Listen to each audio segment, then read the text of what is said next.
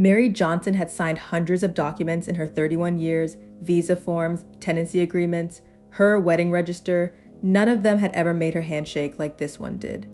3 years earlier, she had sold half an acre of her mother's land to make sure this man's name would even be allowed on a UK visa form. I'm her friend, and since she doesn't want to tell her story, I will do it for her, and I hope you learn something from it. Mary met Kings at her cousin's marriage ceremony.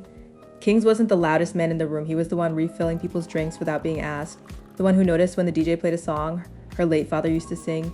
He had a kind, cute eyes. He looked selfless, or so she thought. Mary, my friend, was 22. And Kings was 25, as at the time they met, he was working as an electrician's apprentice, saving in small, disciplined amounts toward a business he hadn't named yet. Towards evening, Kings was carrying drinks to go serve to people when he mistakenly bumped on her and eventually poured the drink on her, making her dress stained. He quickly apologized and offered to clean it up for her. So sorry. Let me help you clean that up. What happened next? Well, they became friends first and started dating. They married 2 years later in a compound strung with fairy lights her aunties had argued over for a week. Everyone said the same thing at that wedding, that Kings was a good man, a serious man, the kind who would take care of his own. What nobody says at the wedding is what comes after the years of trying to build a life in an economy that keeps moving the finish line. King's electrical work dried up during the fuel scarcity situation in their country. Mary's small tailoring business kept the lights on for some months. Then Mary's sister, already living in Manchester on a nursing visa, planted an idea. Hey sis, why not come join me here, build something, then bring him after? All right, sis, I will think about it. Mary didn't just decide overnight. She researched for months. Spousal visas, financial requirement thresholds, the maintenance income the home office demanded before they'd even consider letting a husband join his wife. She finally concluded to do it, to leave her husband and move to go get a better future for her and her unborn children. She took a job as a care assistant in Manchester through an agency her sister vouched for. She worked morning and night shifts just to come up with enough money. She sent money home and slowly, painfully built up the 12 months of payslip the home office required to prove she could support him. To close the final gap in the financial requirement, she sold half an acre of her mother's land that had been in her family for 2 generations, without telling her mother until the money had already changed hands. When she finally told her mom said something that kept haunting her till this day. Her mom said, "You didn't have to sell my land. I let you know where the land document is because I trusted you. But just know that land doesn't leave you. Husbands sometimes do." I'm sorry, Mom. Mary laughed it off. She didn't yet know how much that sentence would cost her to remember. The spousal visa was finally approved 14 months after she'd started the process. Kings landed at Manchester Airport on a rainy Tuesday in October wearing a jacket too thin for the weather, all happy and grinning like a man who'd just won something. He hugged Mary so tightly and said, We did it, baby. I won't forget this. I love you so much. Well, let's see how long it will take him to remember. The first year was hard in the ordinary ways. Immigration is hard. Kings couldn't work immediately. His visa conditions required him to wait for the right documentation, then find work that would accept someone without a UK employment history. He filled his days learning the bus routes, practicing his accent slightly without meaning to, calling home less than he used to. Mary worked back-to-back care shifts to keep them afloat. She told herself this was temporary, the season before the harvest. By month 8, Kings had found work as a warehouse operative near Trafford Park. It wasn't the electrician's trade he'd trained in, but it was money, and money was direction. It was at the warehouse that Kings met Dan, a coworker a few years younger, who invited him out after a Friday shift just to have one drink. Just one drink, bro. You've been working like a machine. He called Mary immediately to inform her, and Mary can still remember telling him, "Go, make friends. You're allowed to have a life here too, just don't get into any trouble." She still thinks about that sentence sometimes, not with regret exactly, with a kind of disbelief at how ordinary the door had looked when it opened.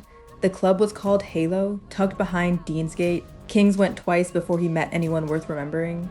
On the 3rd night they went to the club, Dan, knowing fully well that Kings is a married man, introduced him to a woman named Chloe Whitfield, a marketing coordinator who'd grown up 20 minutes outside the city and had never left the country she was born in. Chloe wasn't looking to break up a marriage. That's important to say plainly, because this isn't a story about a villain in the shadows. She didn't know at first that Kings was married. He didn't mention it either, and his ring, new and unfamiliar on his hand, had stayed home more nights than Mary realized. They talked for 40 minutes that first night, mostly about music. It felt, Kings would later admit, like being seen as a person and not a case file. No visa questions, no financial requirement, no explaining himself, just a conversation. Remember, he didn't tell Mary about Chloe. Not that week, not the week after. Mary noticed the changes before she understood them. King started going out on every other Fridays with the lads from work, a phrase that sounded harmless until it happened 4 weeks running. He began ironing his own shirts, something he'd never once done in 5 years of marriage. He started using a cologne she didn't recognize, sharp and unfamiliar, nothing like the one she bought him for his birthday. Well, now his earnings, so maybe he never liked the cologne Mary has been buying for him. She asked him about it once, lightly testing the water. You smell different these days. New brand of cologne? Dan recommended it, and I think I like it. She let it go. This is the part every woman who has lived through betrayal recognizes, not the moment of discovery, but the long stretch beforehand where you talk yourself out of what you already sense. The first real crack came from her sister. Mary, I need to tell you something, and I need you to not shoot the messenger, please. My friend Steph works at Halo on the door. You know the club, right? Yes, I've not been there before, but I have heard of it. She's seen Kings in there, more than once. With another woman. Maybe it's a colleague, sis. His kissing his colleague? I just thought to let you know. That night, Mary didn't confront him. She did something harder. She waited and she watched, gathering small pieces of proof the way you gathered firewood before a storm, quietly so it doesn't feel real until it has to. She found messages on a shared iCloud account he'd forgotten was still linked to their old family iPad, an oversight.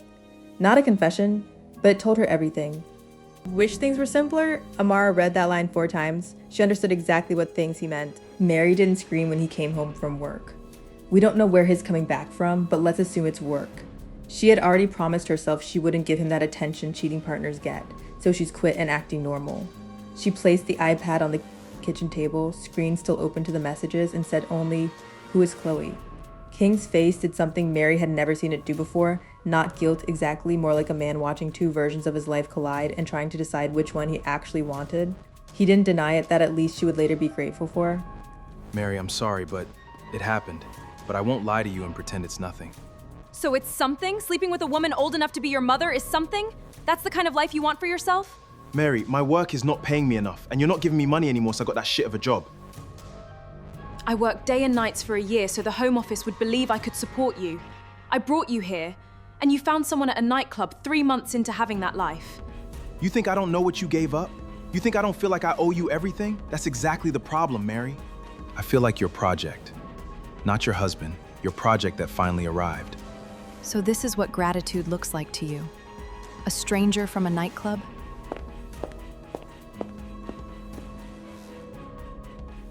So this is what gratitude looks like to you. A stranger from a nightclub. Kings didn't answer that. There wasn't an answer that wouldn't make it worse. She just needs some confirmation, and now she has it. She ran into the bedroom and started packing King's clothes and shoes into his box, brought it out for him and asked him to leave. He started bagging, but that won't change anything right now. Mary already made up her mind. King stood outside the flat with his box of clothes and nowhere to put it down. He tried a cheap hotel near Piccadilly first, the kind with a shared bathroom down the hall, but 2 nights of that ate through what little he had saved from the warehouse job. Mary had handled their money for the last 3 years quietly, the way she'd handled everything else. He hadn't thought to ask himself in all those Friday nights at Halo what he actually had of his own. By the 3rd day, he called Chloe. He told Chloe the version that made him sound like a man escaping something, not a man caught. She let him come stay just for a few days, the kind of sentence that both people know isn't really about a few days. He started living in Chloe's house with no intent of getting a job since Chloe was sponsoring the lifestyle. Chloe had a house help called Priya.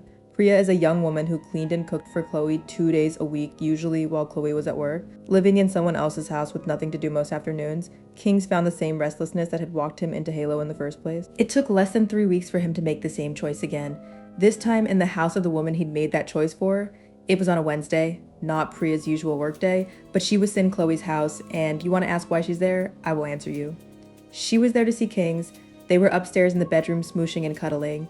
Chloe, meanwhile, had left the office early with a migraine, the kind that made fluorescent lights unbearable. She let herself in quietly, dropped her bag by the door, and was halfway up the stairs before she heard it. Voices, laughter, unmistakably not the TV. She opened the bedroom door herself. There was no version of that moment that needed explaining. Chloe, get out, both of you, now. Priya left first, pulling her clothes on in the hallway, not looking at anyone. Kings stayed frozen for a second too long, reaching for a sentence that didn't exist. Chloe, I can explain. There's nothing to explain, Kings. I saw it with my own eyes.